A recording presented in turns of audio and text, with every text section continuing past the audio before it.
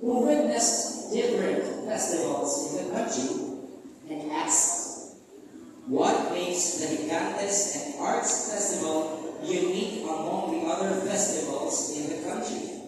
What will you tell them? Kung ikaw ay magiging isang tour guide dito sa Angono at may turista na nakapunta sa iba't ibang pista o festivals sa ating bansa at itinanong niya ito sa iyo, ano ang nagiging natatanging sa Gigantes at Arts Festival kumpara sa iba pang festivals sa Pilipinas? Ano ang sasabihin mo sa kanya?